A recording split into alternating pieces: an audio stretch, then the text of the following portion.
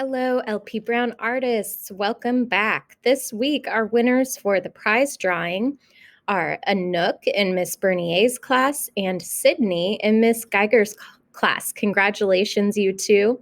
You will get some special art supplies at the next supply pickup. Okay, I have my kit here with recycled art from the Hands-On Children's Museum. They are amazing, and I'm so grateful that they donated these items to us.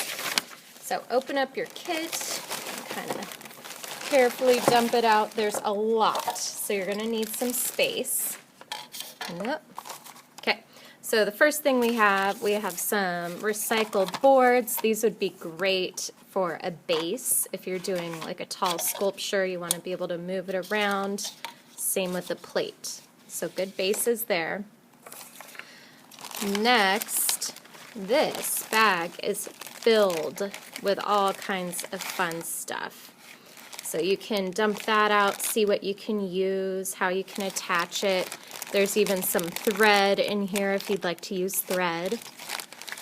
Each one of you got a big roll of tape and some glue. And if you have a hot glue gun, those are awesome to put these things together. If you don't, that's okay. It just requires some patience with the glue and the tape. So, your challenge is to use these materials and look around you and create something, anything. I'm not going to give you any particular thing to create. I want you to be creative, so it could be a sculpture of an animal or robot. It could be a car. It could be a rocket ship. It could be nothing. It could just be a fun piece of artwork. So have fun with these supplies, and I'm sure you'll make some mistakes. That's okay. The book I'm about to share with you is all about that it's called tinkering. So you're trying out things, you're messing with things until you make it work, and it's just right. This book is called The Most Magnificent Thing. This is a regular girl and her best friend in the whole wide world. They do all kinds of things together. They race, they eat, they explore, they relax. She makes things, he unmakes things. One day the girl has a wonderful idea. She is going to make the most magnificent thing. She knows just how it will look. She knows just how it will work. All she has to do is make it. And she makes things all the time. Easy peasy.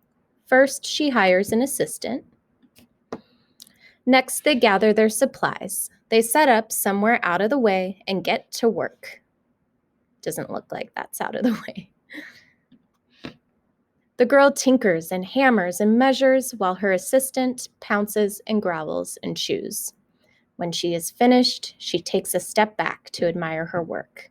She walks around one side. Her assistant examines the other side. It doesn't look right. Her assistant picks it up and gives it a shake. Doesn't feel right either. They are shocked to discover that the thing isn't magnificent or good. It isn't even kind of sort of okay. It is all wrong. The girl tosses it aside and gives it another go. She smooths and wrenches and fiddles. Her assistant circles and tugs and wags. When she's finished, she stands up and takes a long look at it. Her assistant gives it a nudge with his paw. The thing is still wrong. She decides to try again. The girl saws and glues and adjusts. She stands and examines and stares. She twists and tweaks and fastens. She fixes and straightens and studies. She tries all different ways to make it better. She makes it square. She makes it round. She gives it legs. She adds antennae.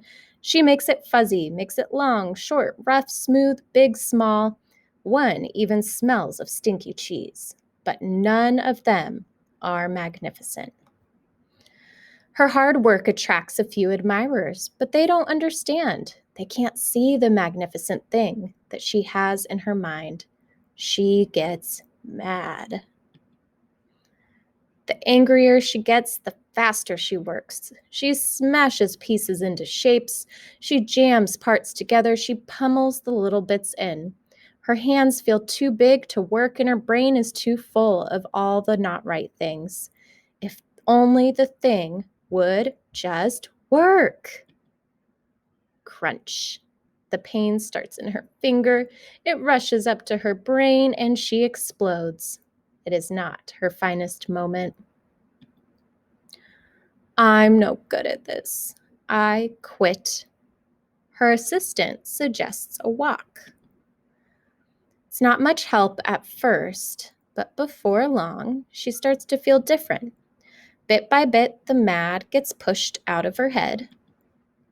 As they stroll along, she comes across the first wrong thing she made. The bad feelings are about to start all over again. Then she notices something surprising. There are parts of the wrong things that are really quite right. The bolts on one, the shape of another, the wheel to seat ratio of the next. There are all sorts of parts that she likes. By the time she reaches the end of the trail, she finally knows how to make the thing magnificent. She gets to work. She works carefully and slowly, tinkering, hammering, twisting, fiddling, gluing, painting. Her assistant makes sure there are no distractions. And then people are looking at her inventions. Oh, this is the perfect thing to ward off bears. Ooh, this will stop that leak. This one's all wet. The afternoon fades into evening. Finally, she finishes. She alerts her assistant. The pair take a long, good look. It leans a little to the left, and it's a bit heavier than expected. The color could use a bit of work too, but it's just what she wanted. They climb aboard and take it for a spin. They are not disappointed.